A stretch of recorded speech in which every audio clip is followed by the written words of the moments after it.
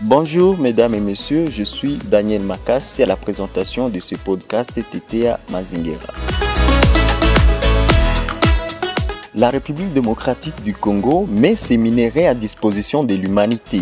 Ils doivent pouvoir être transformés localement pour permettre au peuple africain d'accéder aux outils de la transition, indique Madame Eve Bazaïba, ministre de l'Environnement et Développement durable de la République démocratique du Congo. Cette demande est également contenue dans la déclaration de la coalition publiée Ce que vous payez. Selon cette déclaration, plus de 10 à 30 organisations demandent aux dirigeants de la COP de veiller de toute urgence à ce que l'exploitation de minerais de transition ne compromette pas une transition énergétique juste et équitable. La COP 27 est un moment clé pour amorcer un véritable changement dans la façon dont les minerais sont extraits et utilisés et pour envisager des solutions qui réduiront la dépendance à leur égard, indique la déclaration ouverte concernant le minerai de transition pour la COP 27 de la coalition publiée Ce que vous payez.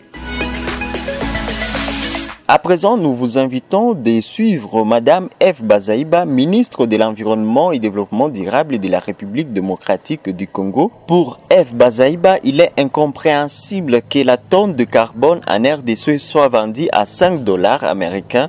Pourtant ailleurs, la même tonne vaut de 60 à 100 $ américains. Nous l'écoutons ici. Cher ministre, chers collègues, je n'ai pas un discours magistral à faire, mais je voudrais donner ici la position de mon pays, la République démocratique du Congo, par rapport à la lutte contre les changements climatiques, en me reposant sur les programmes d'adaptation. Que signifie adaptation pour la République démocratique du Congo dans le cadre de lutte contre les changements climatiques? Il s'agit bien entendu de nous adapter à la nouvelle donne de réchauffement climatique. Ce qui va nous permettre non seulement d'avoir la force résiliente de faire face à ces enjeux du climat, mais aussi et surtout contribuer à atteindre l'objectif que nous nous sommes assignés de maintenir la température planétaire à 1,5 degré Celsius. Car cela va de la vie de toute l'humanité.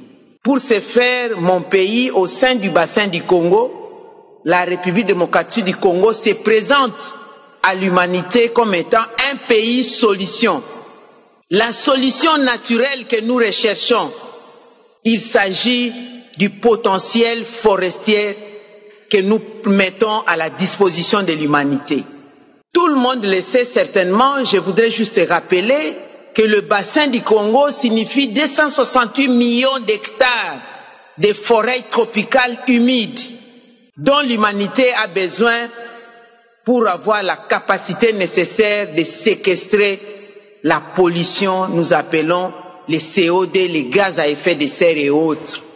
La République démocratique du Congo, c'est aussi 10% des réserves mondiales des eaux douces, 52% des eaux douces en Afrique, avec un fleuve qui a un débit puissant, capable de nous donner l'énergie hydroélectrique qui, la desserte, nous permettra de ne plus faire pression à la forêt que nous tenons absolument à préserver.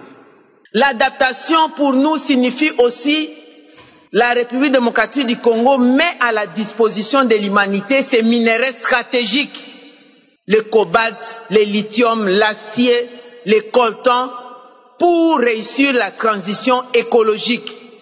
Et pour nous adapter à cela, il nous faudrait que ces minéraux soient non seulement exploités et mis à la disposition de l'humanité, mais transformés localement pour permettre aussi au peuple congolais, au peuple africain d'accéder à un coût abordable de les instruments, l'outil de la transition écologique.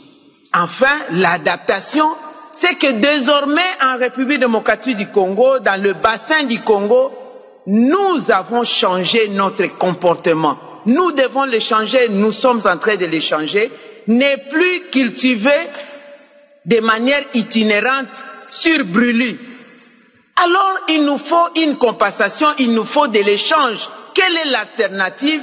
pour que nous puissions nous adapter à la nouvelle culture industrialisée, sans pollution. Il s'agit d'avoir accès aux fonds d'adaptation, accès aux fonds mis à la disposition pour l'atténuation. Il s'agit aussi que nous puissions bénéficier du prix unique, identitaire et équitable du prix de la tonne de carbone. Parce qu'il est inconcevable que nous qui possédons la solution, les forêts tropicales humides nécessaires, notre tonne de carbone puisse être vendue à 5 $ américains, alors qu'ailleurs, la même tonne vaut de 60 à 100 $ américains. Il s'agit aussi qu'on puisse avoir des fonds additionnels, ne pas nous demander que le prix de la vente du crédit carbone, nous puissions encore ponctionner des pourcentages à mettre dans le fonds d'adaptation. Ce n'est pas possible. C'est-à-dire, nous sommes victimes de la pollution, nous devons trouver des solutions nous-mêmes. Il n'y a pas de logique. C'est pourquoi je voudrais en appeler aux États du monde, dont les dirigeants sont ici. Chers collègues ministres, l'union fait la force. Par principe d'interdépendance entre les États, nous devons absolument avoir le même langage, pas seulement au niveau d'Afrique, mais l'humanité tout entière avoir le même langage dans le cadre de la lutte contre les changements climatiques. Je vous remercie. Thank you so much, Minister Bazaibi, for your very passionate plea, call for action.